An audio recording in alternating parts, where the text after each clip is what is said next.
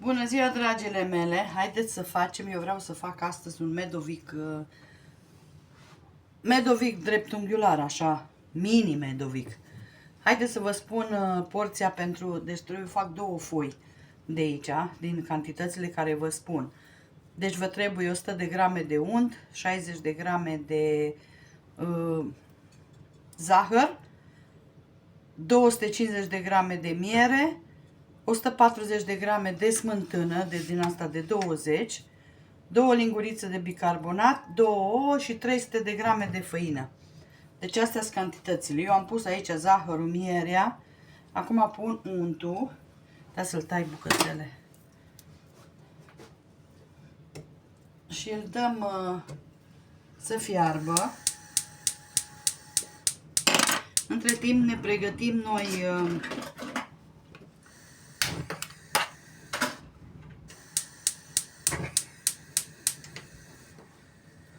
o să ne pregătim noi smântâna, bicarbonatul, așa, ouăle o să le punem după aia. Acum haideți să cântăresc smântâna.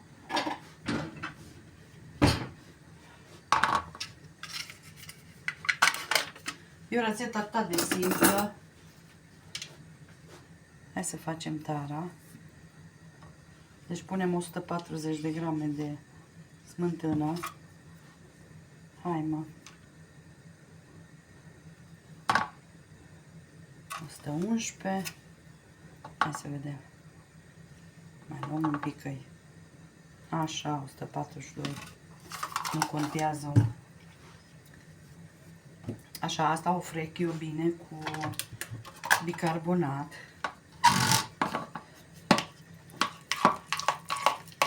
O frec prima dată așa. Să lăsăm să se topiască bine, ca să dea clocot.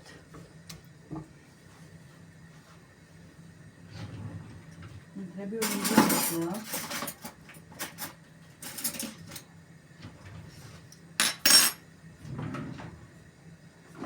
Ca să pun bicarbonat.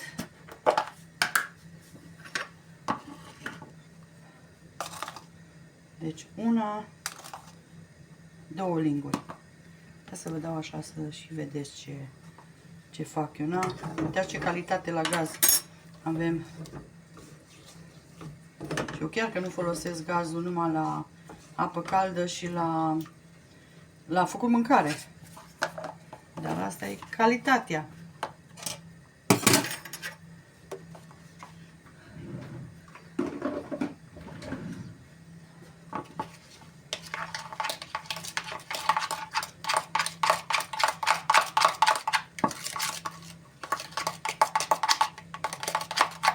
Să pun și puțină sare, ca să nu uităm, ca la orice prăjitură.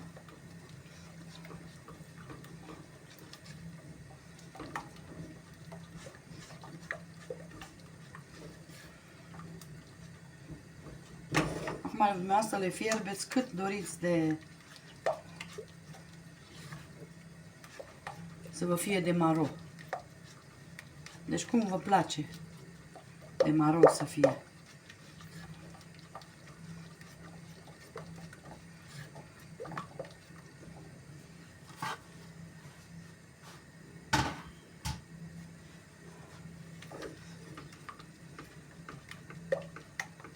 Eu o să fac 2 foi și atunci le tai ca să fac un mini medovic. Nu fac cu foi rotunde, fac cu foi dreptunghiulare. Mai rapid e așa, să știți.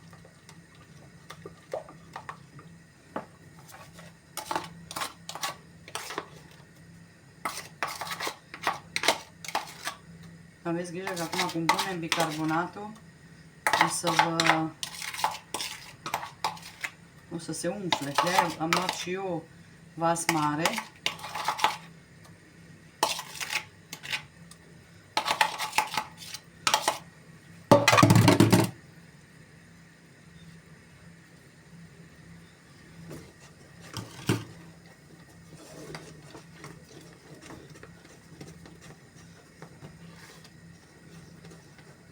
Vedeți?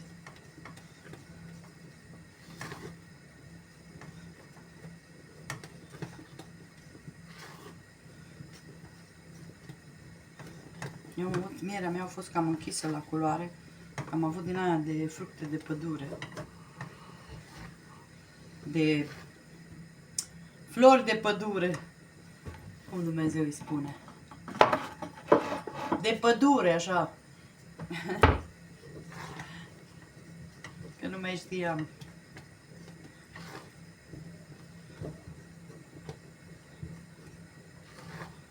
Pe aia lăsăm puțin să se răcorească. Îl golesc într-un vaining. Și o să-mi cântăresc eu 300 de grame de făină. Deci care vin puse aici.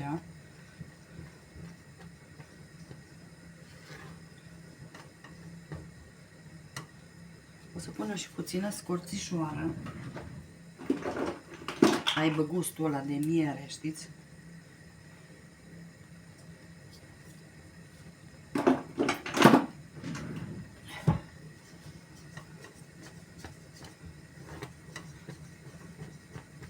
Vedeți ce fain? Ea schimbă acum culoarea.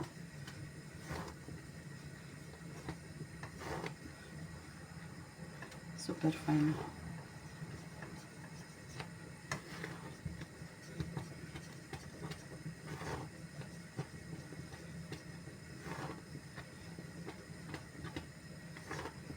Eu zic că e suficient, că nu vrem nici chiar închisă de tot.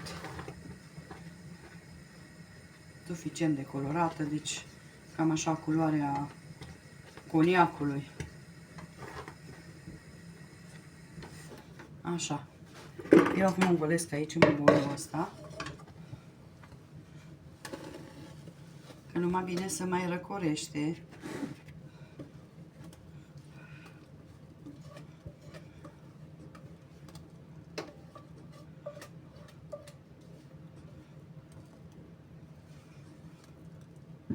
Așa, și o lăsăm ca să putem să băgăm ouăle. Uitați ce faină e. Haideți după ce se răcorește, vă arăt mai departe. Haideți să vedem. Deci s-o mai răcorit puțin. Acum batem astea două ouă. Le batem puțin. Deci nu trebuie să fie rece, rece, așa călduți, ca să nu se prăjească ouăle. Așa, le introducem aici și punem făina.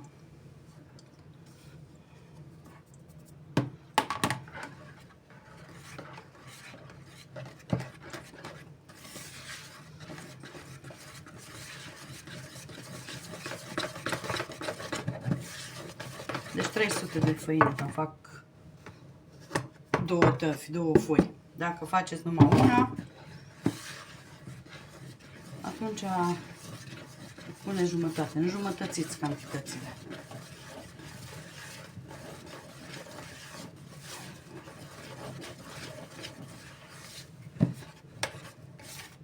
Ups. Deci ce fain a ieșit? Ok. Avem toate. Acum împărțim în două. Acum poate nu le împărțim noi la fel, dar cu aproximație, știți?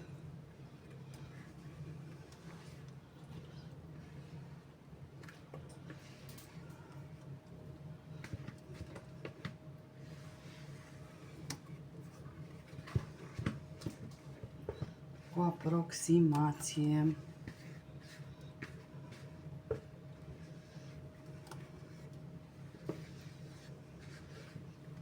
Curățăm bine.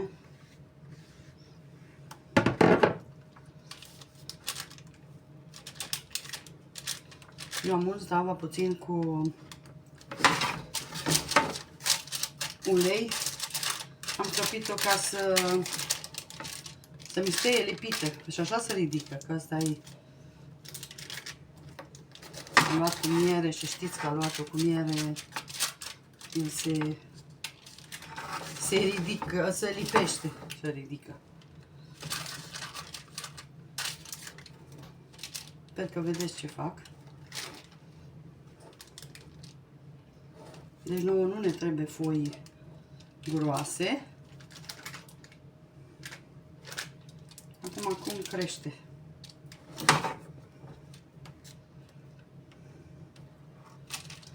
O să scot eu vișine că vreau să le fac, să fac crema să pun pe foi vișine. Asta cred că e destul întinse.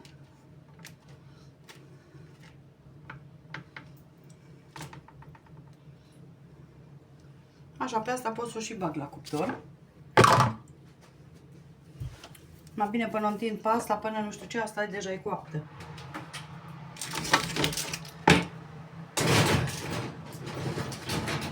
O 180 de grade, eu am dat cu ventilație ca să mi-o facă mai repede.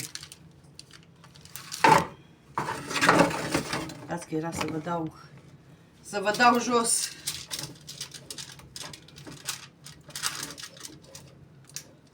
Deci trebuie să umblați repede cu foile că se întăresc foarte tare de la miere.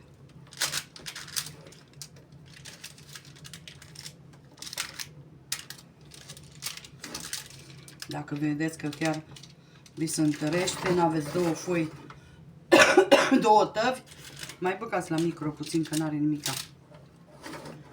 Ca să puteți să le întindeți.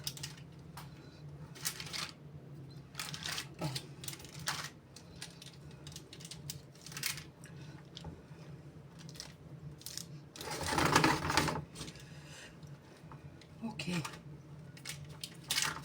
Și cam atât.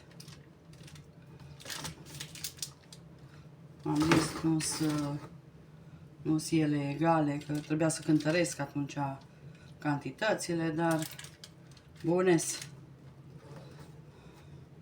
Să ne facem pofta. Super bun. Ok, haideți că eu coc foile și vă arăt după aia. Uitați cum arată foile. Acum, adică una din foile asta. Și acum o să încerc să o întorc. Vedeți ce fain arată? Așa. O să răstorn și pe cealaltă. O să put aici ca să...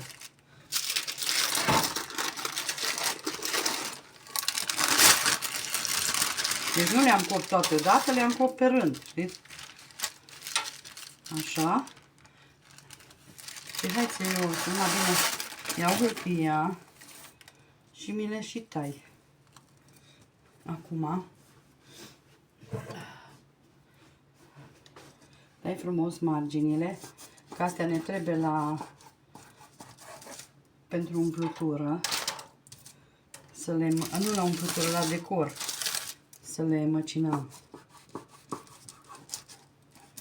Vedeți?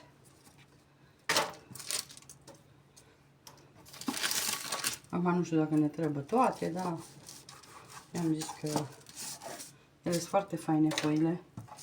Așa moi.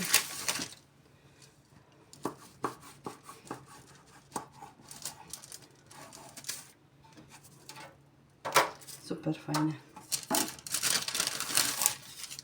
Acum tot mă gândesc, dacă tai în 3 îl tai. Deci să am 6 foi. Așa și așa. Cred că e bine. Vedem.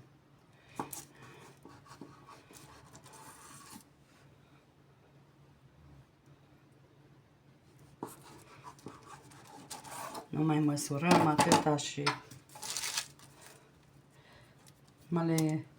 le desprindem, vai. Știți ce fragete sunt? Eu acum m-am cam apăsat pe ele.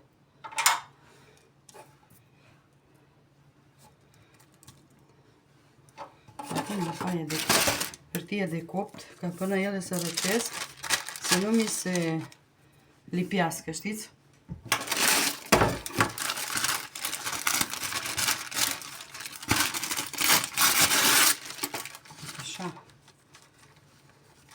Facem economie. Trebuie să puneți ca să nu vi se lipească. Că ele au tendința să se lipească. Acum nu mai stric o foaie. Aia fac așa.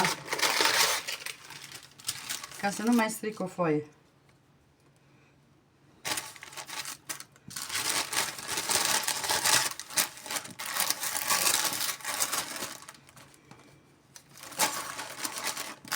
Și atât. Și le las la răcire. Și după aia vă arăt mai departe.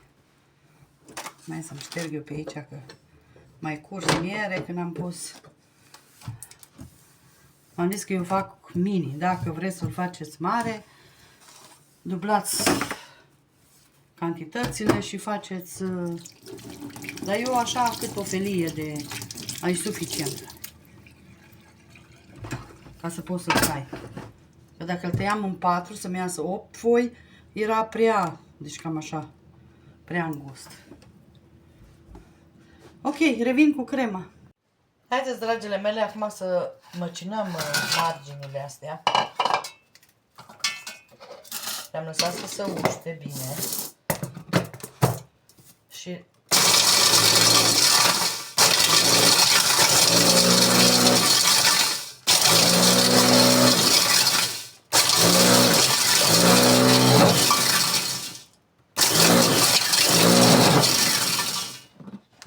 puține și robotul meu e mare, dar nu contează că tot s-au făcut pulvere. Așa, astea le lăsăm deoparte. Mai le rupeți dacă nu aveți robot, puteți să le rupeți și cu mâna. Deci asta e pentru ornat ne trebuie. Așa, asta lăsăm deoparte. Să nu mai trebuiască. Acum eu îmi pregătesc mixerul să facem crema. Și o să vă arăt. Haideți să vă arăt. Punem smântână, eu am smântână din asta grasă. Jumătate de litru. Așa. Deci punem smântână și o mixăm. Nu punem zahăr, că vă arăt eu de ce nu punem zahăr. Și o mixez.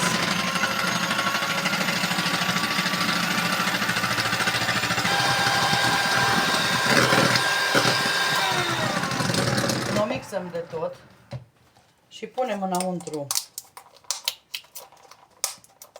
250 de grame de, sau da, 250 zic bine, de mascarpone. Așa. Da, să arunc asta. Așa nu-mi place să scot, când scot mascarpone, că nu să ia hârtia asta de tot. Nu știu, numai la mine.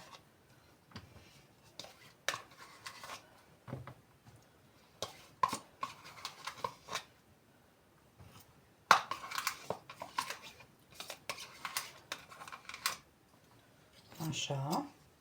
Și tot aici punem și lapte condensat. Deci dacă nu aveți lapte condensat, puteți să puneți zahăr după gust. Dar eu pun, să punem cam 100 de grame de lapte condensat. Și vedem dacă nu e dulce. Și mixăm.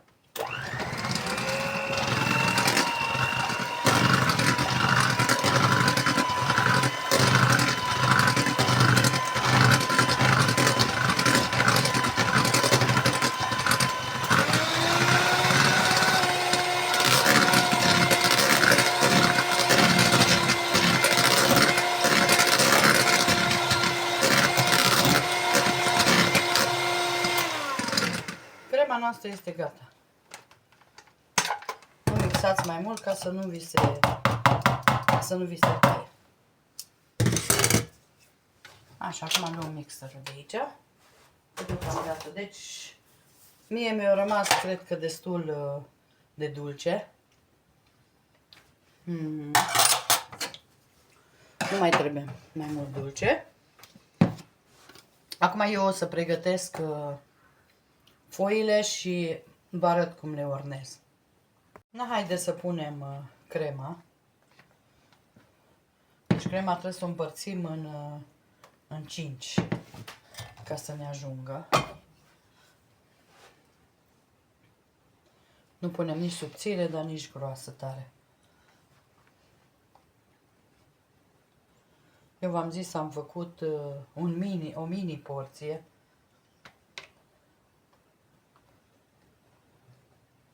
Că n-am vrut să fac mai mult.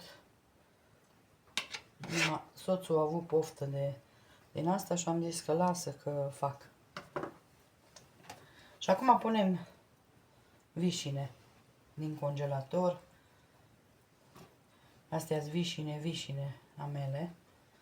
Și am măcinat nucă, puțină nucă. Și punem așa. Nu exagerați nici cu crema.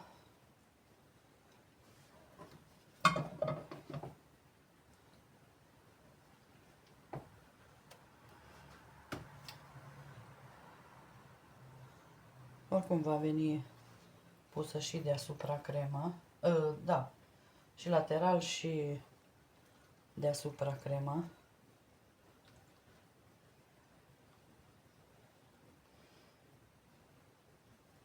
Dar e o bunătate de prăjitură. Mie ce-mi place că pot să fac vișine acrișoare și cu crema asta răcoroasă, adică răcoroasă, dulce, și cu nucă, e o bunătate. Puteți să încercați să vedeți ce bună e. Acum stai să punem altă foaie. Să lăsăm o foaie frumoasă pentru deasupra.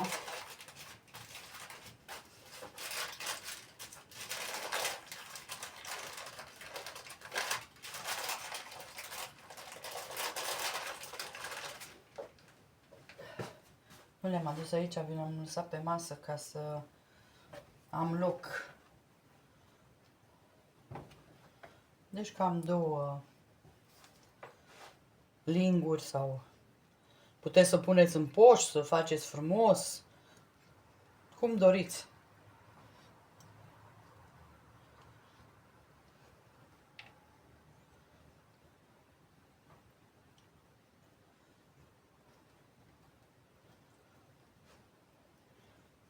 De asta vă spun că după 2 ore puteți să-l consumați, că-i îți moi foile.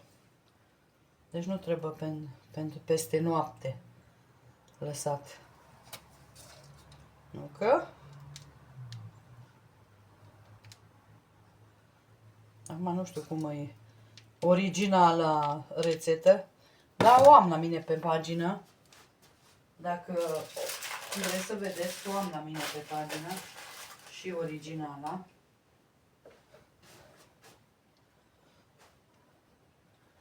Puteți să faceți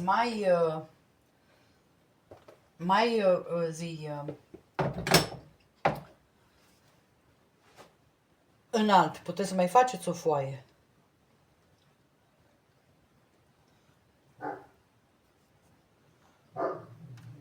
Deci o foaie și să o împărțiți, să aveți vreo 9 foi. Dar eu cred că e destul. Eu așa zic.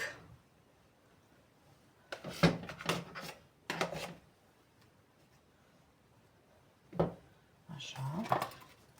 Punem vișine.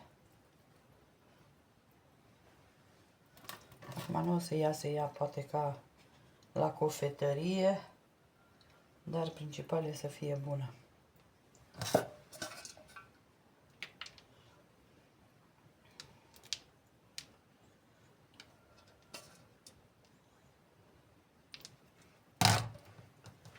Așa, acum venim cu mai o foaie. Să puneți hârtie între foi. Dacă eu nu puneam aseară hârtie între foi, astăzi nu mai le destipiam una de alta. Vă zic că ele se lipesc.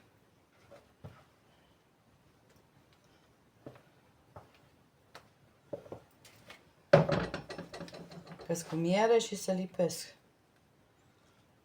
Ați văzut că v-am dat acum aici aproape ca să v-am adus ca să vedeți bine. Na, ce vrei mai înalt de atâta? Eu zic că e suficient de înalt. Eu acum n-am inelul, că nu mi-e așa bun inelul meu să pun, că era bine dacă puneam inelul. Că le ținea strâns, da, nu-i nimica. Merge și așa.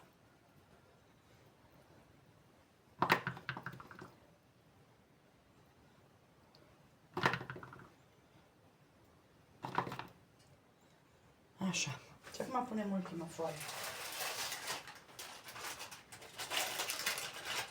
Nu trebuie să le însiropați.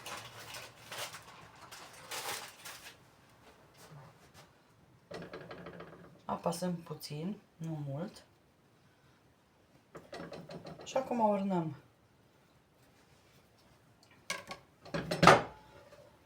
Crema rămasă o întindem peste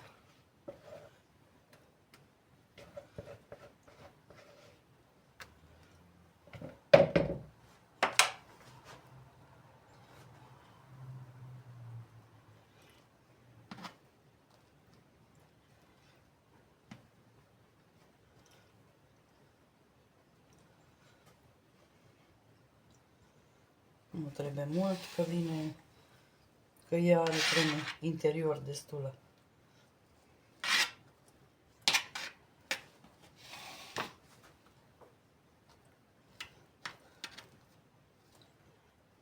Suficientă cremare.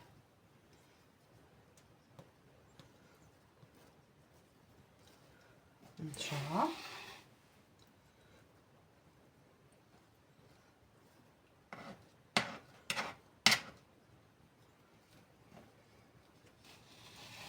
Haideți că eu îl fac ca să nu vă plictisesc, să-l ornez și după aia vă arăt. Și haideți să punem acum firimiturile de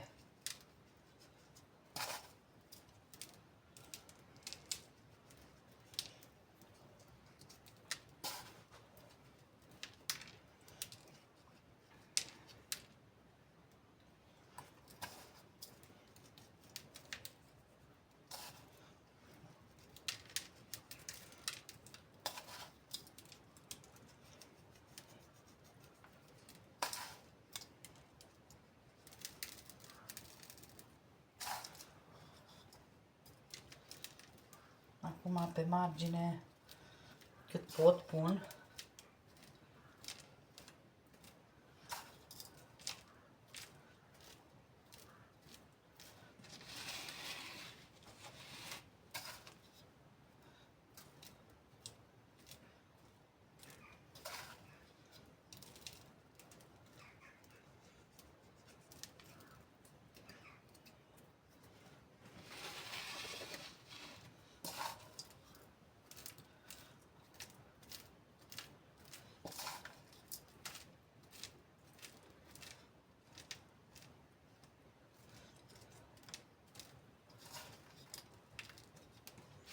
Așa. Am zis cât pot pun, cât nu e bun și așa.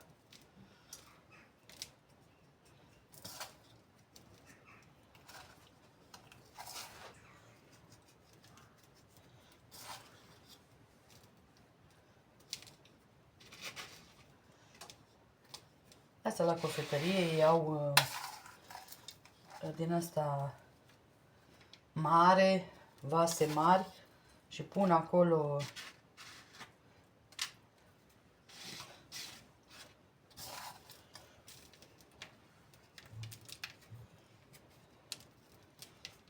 atât. Eu nu mai pun mai mult, că nu și are rostul. Că nu trebuie să-l îmbrăcăm tot în...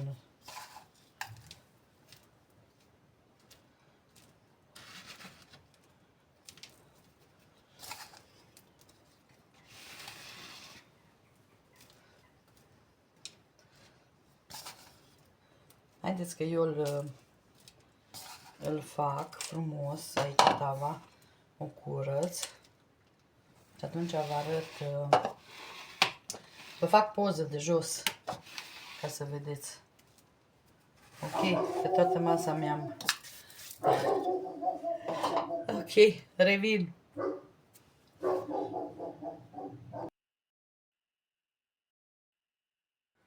Și uitați, așa arată și de jos prăjitura noastră Medovic cu nucă și cu vișine.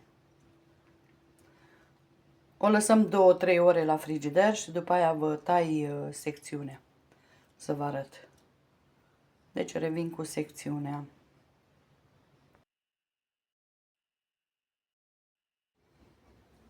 Și uitați, dragile mele, ăsta e rezultatul final. Eu le-am lăsat vreo 2 ore, nu le-am lăsat mult. Și deja am împărțit la prietenele mele. Deci așa arată secțiunea. A ieșit super, super, super faină. Sper să încercați această rețetă. Vă mulțumesc și o zi minunată. Bye, bye!